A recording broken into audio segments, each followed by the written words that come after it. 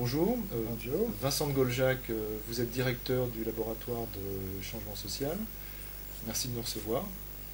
Donc notre première question sera, mais qu'évoque pour vous le terme de senior? Senior, c'est intéressant parce que étymologiquement, senior, seigneur, etc., il y avait du respect, il y avait de la considération pour les anciens, et donc pour la maturité, pour une certaine expérience de la vie, etc. Alors qu'aujourd'hui, les seniors, c'est devenu une catégorie nominale qui recouvre, je dirais, ou administrative, si on veut, qui est repris dans la novlangue managériale pour indiquer, essayer de traiter la question du statut d'un certain nombre de gens dont on a envie de se débarrasser, ou alors par la SNCF comme une carte. Donc c'est intéressant dans la société parce que senior, ça produit pas mal d'ambivalence entre ceux qui ont des privilèges et ceux qui n'en ont plus.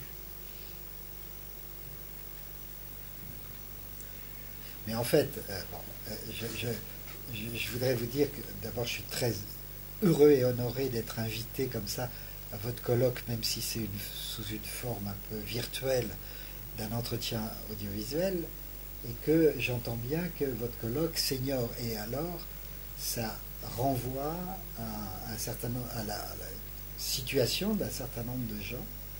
Et là, dans la préparation de votre entretien, je pensais que senior c'était à partir de 60 ans. Je me rends compte que c'est à partir de 45 ans aujourd'hui, et 45 ans c'est le mi-temps de la vie, et ça renvoie à un phénomène social qui est quand même tout à fait inquiétant, qui est qu'est-ce que ça veut dire aujourd'hui la population active, quand on sait que les jeunes rentrent de plus en plus tard sur le marché du travail, vers 20 ans, 25, 30 ans, parfois plus, et qu'à partir de 45 ans, on est considéré comme un travailleur jetable, et qu'on est considéré donc comme un senior, c'est-à-dire quelqu'un qui ne peut plus, d'une certaine façon, exercer en pleine activité. Ça veut dire qu'on est dans un paradoxe total entre une société qui a fait des progrès formidables en termes d'allongement de l'espérance de vie, puisque vous, moi, j'espère, notre espérance de vie pour les hommes, c'est près de 80 ans, pour les femmes, c'est 86, 87, et qu'on peut penser que ça va continuer, donc des espérances de vie de 90 ans, 100 ans, et que aujourd'hui, le moment d'insertion professionnelle, d'être actif dans la société au sens où l'entendent les partenaires économiques, c'est entre 25 ou 30 ans et 45 ans, c'est-à-dire 15 ans. Donc il y a quelque chose là qui montre bien que le monde dans lequel on est en pleine déconfiture, que les catégories qu'on utilise pour analyser les enjeux autour de l'emploi, autour de l'activité, autour du travail sont totalement obsolètes et qu'il faudrait penser autrement la société qu'en termes économiques. Alors vous parlez du monde dans lequel on est, vous parlez de la société, donc ce qui apparaît comme un rejet des seniors. De l'emploi. De l'emploi, est-ce qu'on peut considérer que est-ce une exception culturelle française? Non, ce n'est pas une exception culturelle française, c'est lié à des modes de transformation de l'organisation du travail, mais dont les effets sont différents selon les pays, selon l'histoire de ces pays, et aujourd'hui, évidemment, on ne peut pas considérer de la même façon la situation des travailleurs chinois, des travailleurs indiens, de ce qui se passe aux États-Unis et ce qui se passe en Europe.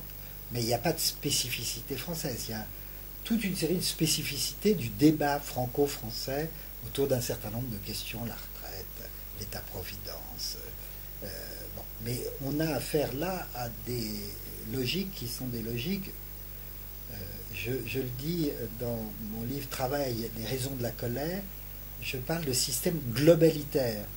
Non pas totalitaire, parce qu'on n'est pas dans un système totalitaire, mais globalitaire, c'est-à-dire qui produit ses effets sur l'ensemble de la société au niveau mondial, avec des conditions singulières selon les pays et leur histoire. Mais je pense qu'il ne faut pas penser que c'est un phénomène franco-français, et que ce que l'on a décrit il y a 15 ans en parlant de la lutte des places, cette lutte des places, elle est mondiale.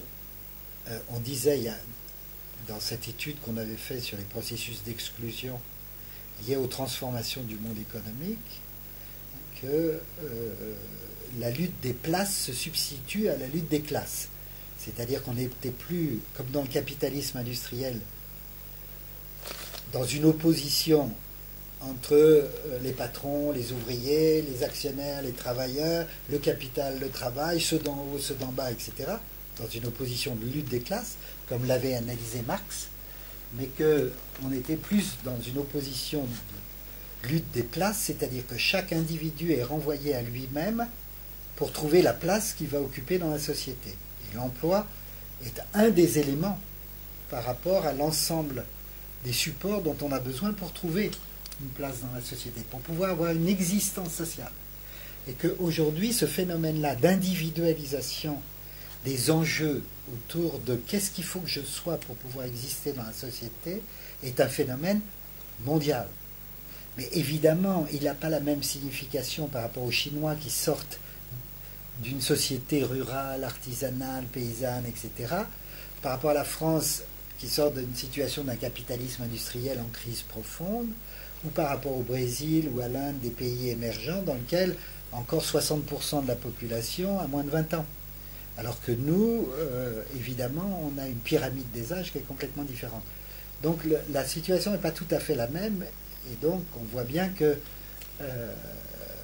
ne serait-ce que l'existence de Pôle emploi, ou des boutiques pour l'emploi, etc., d'un tissu associatif et institutionnel pour gérer ces problèmes-là, est effectivement quelque chose qui est particulier à la France, même s'il est en danger très grand, et on est dans un paradoxe très grand, parce que le monde entier nous envie d'avoir réussi à construire ces filets de protection par rapport justement aux conséquences de la lutte des places, et qu'on voit qu'ils sont en train, que beaucoup de gens disent que c'est ces filets-là qui produiraient la crise, qui produiraient le problème, et donc il faut les supprimer, alors que c'est évidemment une contre-vérité totale. Heureusement qu'il y a ces filets de protection pour justement essayer d'atténuer les effets délétères et destructeurs de la lutte des places. Alors, j'y reviendrai un peu plus tard. Donc on a recensé tout un tas de préjugés concernant les seniors. La question que nous nous posons, c'est est-ce que ces préjugés expliquent essentiellement ou en grande partie le chômage des seniors? Je ne crois pas. Ces préjugés, ils viennent en second, ce sont des effets et non pas des causes. La cause, elle est structurelle. La cause, elle est structurelle, elle est que le capitalisme financier dans lequel on est produit en permanence un décalage structurel entre le nombre d'emplois que l'économie produit et le nombre de personnes actives en âge d'occuper ces emplois. Et que c'est renforcé par la révolution managériale, je le mets entre guillemets, c'est-à-dire une conception de la gestion des entreprises, de la société, des institutions, qui applique la ligne production, c'est-à-dire le toyotisme, etc., c'est-à-dire qu'on peut renforcer la productivité, qu'on peut produire plus avec moins.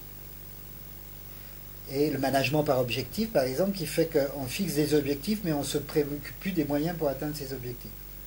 Donc, si vous voulez, le salariat, globalement, c'est le changement des rapports entre le capital et le travail qui a produit le capitalisme financier, qui fait que les exigences de la logique financière s'impose à toutes les autres exigences.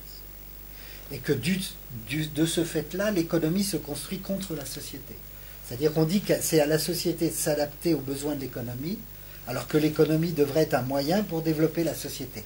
Vous avez ça tout à fait dans l'idéologie des ressources humaines. On vous dit l'humain c'est important, c'est notre principale ressource, sauf que ce n'est pas l'humain qui est la finalité. L'humain est une ressource, donc un moyen pour développer une finalité qui est l'entreprise. Donc la cause majeure de l'exclusion d'un certain nombre d'entre nous, les plus jeunes, parce qu'ils ne seraient pas assez formés, les plus vieux, parce qu'ils seraient plus compétents, etc., n'est pas la cause du problème, c'est les faits. Ce qui est proprement scandaleux, c'est la conséquence symbolique de ça. C'est-à-dire que la conséquence de ça, au lieu d'affirmer que c'est le système économique dans lequel on est qui est la cause structurelle des processus d'exclusion, on essaye de renvoyer aux chômeurs, de renvoyer aux jeunes, de renvoyer aux seniors, le fait que s'ils se trouvent au chômage, c'est de sa responsabilité. C'est parce qu'ils seraient trop jeunes, c'est parce qu'ils seraient trop vieux, c'est parce qu'ils seraient trop formés, pas assez formés, c'est parce qu'il n'aurait pas fait les bons choix, qu'il aurait fait de l'informatique au lieu de faire de la neurologie, ou qu'il aurait fait de la psycho, de la socio, au lieu de faire de la gestion ou de l'économie.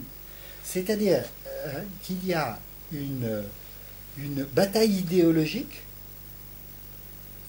et symbolique qui est de renvoyer la responsabilité à chaque individu de la situation dans laquelle il est dans la société, et en particulier de la responsabilité du fait qu'il soit au chômage.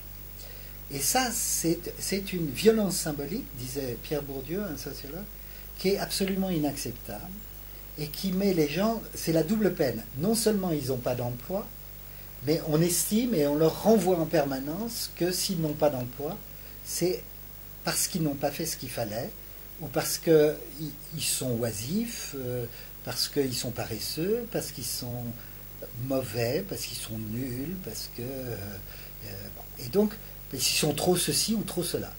Les seniors, c'est qu'une catégorie parmi d'autres, bon, parce qu'ils sont seniors. Les jeunes ne sont pas mieux lotis.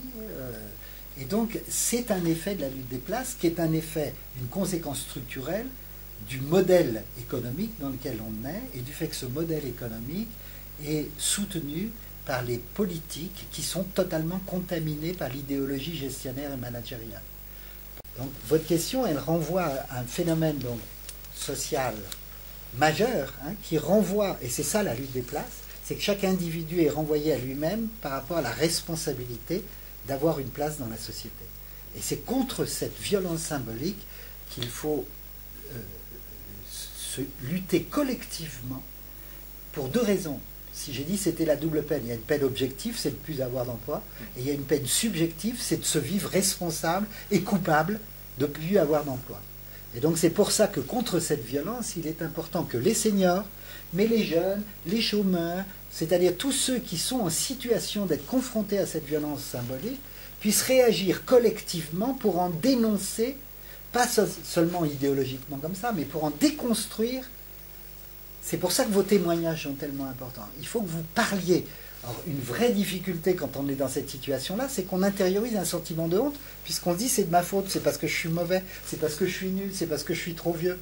Merde, moi j'ai 67 ans, je devrais être à la retraite depuis très très longtemps, mais je suis heureux de ce que je fais, et je reste en forme, et on me demande de rester, puis les jeunes me demandent de faire des thèses avec moi, etc.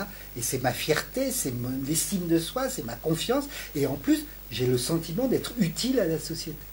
Alors tous ces gens-là, ils ont le sentiment d'être des inutiles au monde, ils ont le sentiment d'être rejetés, et qu'en plus, c'est eux qui sont responsables de la situation.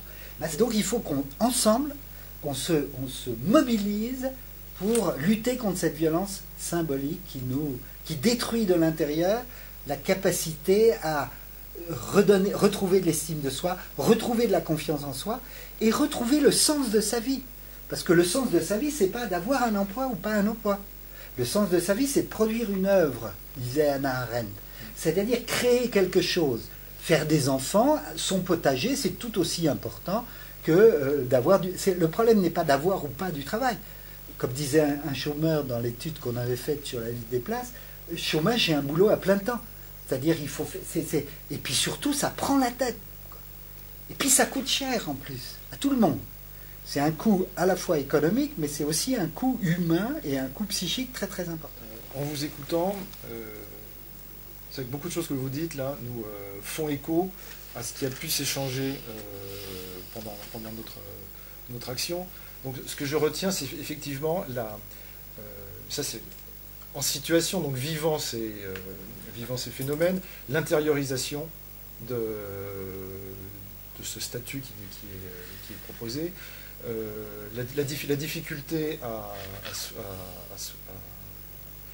s'ouvrir aux autres, c'est-à-dire qu'effectivement on intériorise une dévalorisation et surtout il y a un sentiment quand on discutait, le sentiment qui apparaît, c'est quand même quelque chose comme un processus qui est en œuvre, parce que vous disiez tout à l'heure, effectivement, pas quelque chose qui est lié qu'au senior, qui peut lier en fait vous parliez de déconstruire, mais c'est ça qui est ressenti. C'est comme un processus de déconsidération, de dévalorisation qui est en œuvre. Cette perception, est-ce qu'elle vous parle ou c'est... Oui. C'est pour ça que j'ai développé avec d'autres ce qu'on appelle la sociologie clinique, c'est de montrer que ces processus-là, ils sont à la fois en extériorité, liés au fonctionnement économique, au fonctionnement des entreprises, des institutions et autres, de la société, et en même temps en intériorité, c'est-à-dire, en particulier, il y a des processus donc dits d'exclusion, hein, où les gens n'ont plus les supports dont ils ont besoin pour pouvoir exister socialement dans la société. Ces supports, Robert Castel, un sociologue, un très bon collègue qui est mort le mois dernier, les avait très bien analysés. Ces supports, c'est avoir un capital social, un capital culturel, avoir des droits, avoir un emploi, etc. Donc on a besoin d'éléments objectifs pour pouvoir exister dans la société. Mais on a aussi besoin de se sentir subjectivement reconnu. Bon, et par exemple, la reconnaissance sociale, elle passe en particulier par le fait qu'on a un travail, c'est-à-dire qu'on a un emploi, qu'on a un statut. Bon. Et elle passe aussi par le fait que on va retrouver, hein, on est dans une société dans laquelle on valorise beaucoup l'excellence, la performance, la réalisation de soi-même. Et pour se réaliser socialement, il faut avoir des supports, c'est-à-dire il faut avoir un certain nombre, il faut de l'argent pour vivre, il faut un logement, il faut un statut social, donc, et l'emploi est un élément déterminant de l'existence sociale. Ça, c'est les éléments objectifs. C'est le sociologue qui parle. Et en même temps, ces éléments objectifs fondent l'existence subjective, c'est-à-dire le sentiment effectivement d'être reconnu, l'estime de soi, le fait d'avoir un statut qui vous donne une certaine aisance, non pas seulement financière, mais aussi de pouvoir répondre à la question qui je suis. Je suis professeur des universités. Ça impose. Ça me donne la force. En fait, ça, c'est un processus intérieur qui permet justement de fonder l'amour-propre, de fonder la confiance en soi, de fonder l'estime de soi. Ce qui caractérise aujourd'hui la majorité des gens qui sont au chômage, c'est qu'ils intériorisent, la culpabilité de ne pas avoir fait ce qu'il fallait pour éviter de se retrouver dans cette situation, et la honte, c'est-à-dire l'intériorisation de l'image négative, de l'identité négative qui est attachée au fait d'être qualifié par la société comme un chômeur. Et quelque part, ça c'est renforcé par tous ces discours absolument dégueulasses sur l'assistance. Par exemple, que les gens qui sont assistés, ce sont des gens qui seraient des opportunistes, des profiteurs, qui profiteraient du système, etc. Ce sont des tricheurs, ce sont des gens que le chômeur, en fait, c'est parce qu'il ne veut pas vraiment travailler. Vous le savez mieux que moi, évidemment, mais tous les chômeurs crèvent de ne pas pouvoir travailler, et on leur renvoie l'image que s'ils sont au chômage, c'est parce qu'ils ne voudraient pas travailler. Et ça, c'est destructeur. Ça, c'est destructeur psychologiquement. Donc c'est pour ça que je parlais de double peine. Il y a une peine objective, d'être objectivement mis en situation de difficulté pour avoir une existence sociale, et il y a une stigmatisation subjective d'intérioriser l'image négative qui vous est renvoyée, qui fait que vous vous sentez détruit de l'intérieur, et le sentiment de honte en particulier. Hein, c'est que quand on a honte, on se cache parce qu'on a peur du regard de l'autre. Et du coup, quand on a honte, on crée toutes les conditions, effectivement, de vulnérabilité et donc de difficulté pour lutter, pour retrouver un travail. Et beaucoup de chômeurs sont dans ce paradoxe, c'est qu'on leur dit vous manquez de confiance en vous. Il faut vous batailler dans la lutte des places. Il faut batailler pour trouver un emploi. Il faut envoyer des CV, vous montrer sous vos meilleurs jours, etc. Alors que tout est fait pour vous mettre en difficulté. La cause principale des difficultés que rencontrent les uns et les autres, elle est liée à ces mécanismes-là. Mais les uns et les autres, on ne rencontre pas l'économie comme ça au coin de la rue. On rencontre des mal-être, des sentiments, des sensations que ça ne va pas, ou des situations difficiles de chômage, de perte d'emploi, de mise au placard. C'est-à-dire on rencontre ça au niveau personnel. Et donc, d'abord, c'est au niveau personnel qu'on le rencontre, et on vous envoie... Donc on dit c'est un problème personnel. Et ils ont raison de dire que c'est un problème personnel, puisque vous le rencontrez sous forme de mal-être, de sentiment de honte, de culpabilité, on disait tout à l'heure, ou de burn-out, de stress, de dépression, etc. Donc vous le rencontrez au niveau psychologique, au niveau personnel, au niveau somatique. Vous faites un ulcère à l'estomac, un AVC. Donc vous dites c'est un problème médical ou c'est un problème psychologique. Et vous n'avez pas tort. C'est un problème personnel. Mais la cause de ce problème personnel, elle n'est pas en vous. Donc quand on vous envoie chez le psychologue ou chez le médecin pour prendre des antidépresseurs, chez le psychologue pour vous soutenir parce que vous sentez mal, etc., à la fois on vous aide, on essaye de vous aider là où vous rencontrez votre mal-être, et en même temps on crée quelque chose de paradoxal parce qu'on fait comme si on renforce l'idée que c'est vous qu'il faut soigner, alors que si vous êtes pas bien et pas en bonne santé, c'est à cause de ce que vous avez vécu au niveau du travail ou à cause de votre situation de chômeur. Comment ça se renverse en permanence. Et donc il y a une espèce de tricherie dans notre société.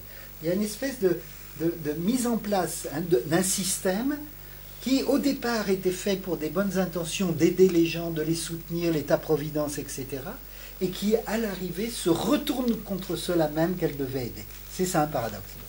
Alors justement, pour rester sur le côté paradoxal, paradoxant, par rapport à tout ce que vous dites, je voyais les gestes que vous utilisiez pour dire comment on intériorisait.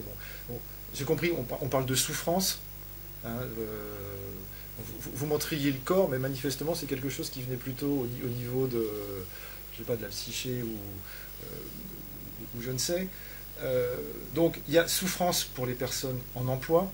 Je vais sortir des catégories, mais vraiment dire les personnes en emploi, aussi pour les personnes hors emploi, hein, mais globalement dans le marché de l'emploi de façon globale. Il y a donc ces effets d'intériorisation qui jouent à la fois sur le psychique et aussi sur le corps, sur le psychique, sur le corporel et sur le mental. Et sur le mental. Alors, justement, tout ça, la question qu'on pourrait se poser, donc si on est en souffrance, comment se fait-il qu'il n'y ait pas une prise de conscience, que l'on soit en emploi ou hors emploi, une prise de conscience individuelle et collective, que ça n'arrive pas à s'exprimer. C'est-à-dire qu'on vous parlez d'aliénation par rapport à avant.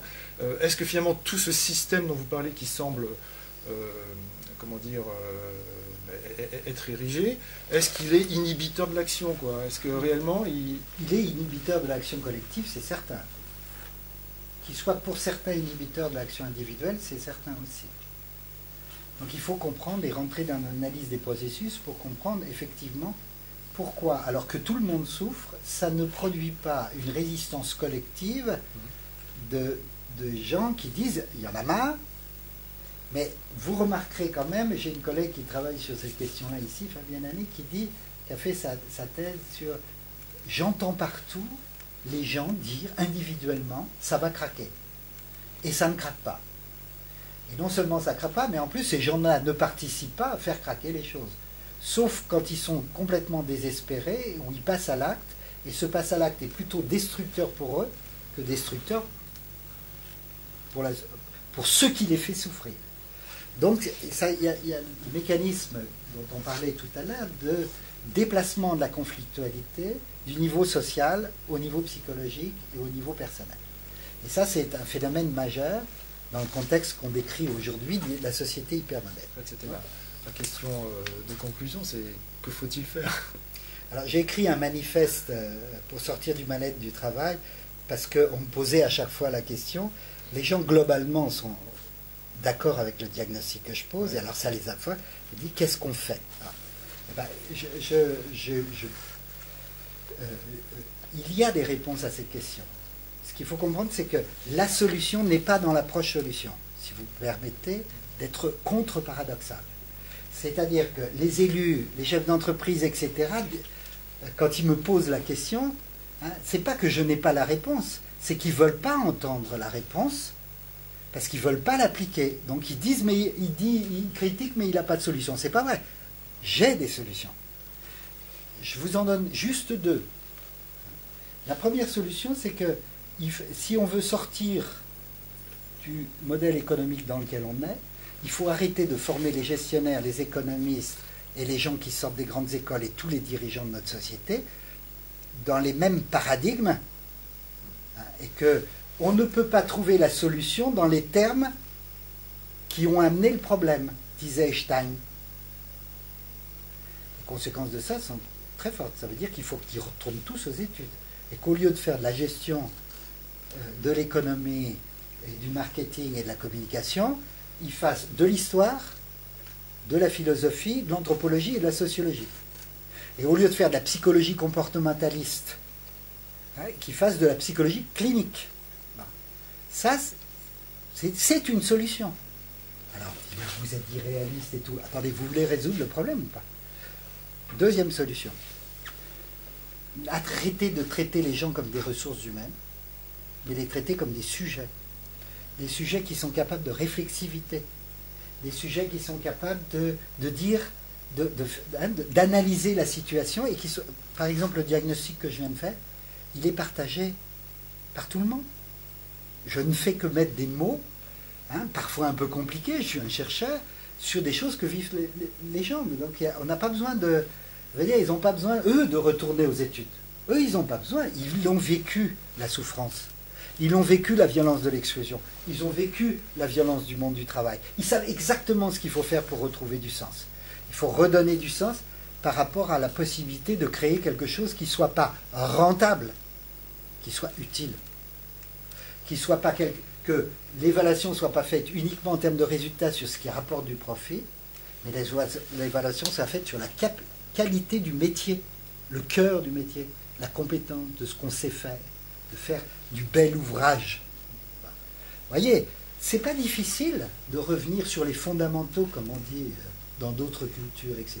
Donc il y a des solutions. Encore faudrait-il que ceux qui ont le pouvoir de les permettre, de les favoriser, le fassent. Or, ce qu'on constate aujourd'hui, je peux vous le dire, à l'université, c'est très très clair. À l'université, aujourd'hui, on fait tout le contraire. À l'hôpital, on fait tout le contraire. À Pôle emploi, on fait tout le contraire. Et dans les entreprises, on fait tout le contraire. Eh bien, Vincent de Goljac, merci.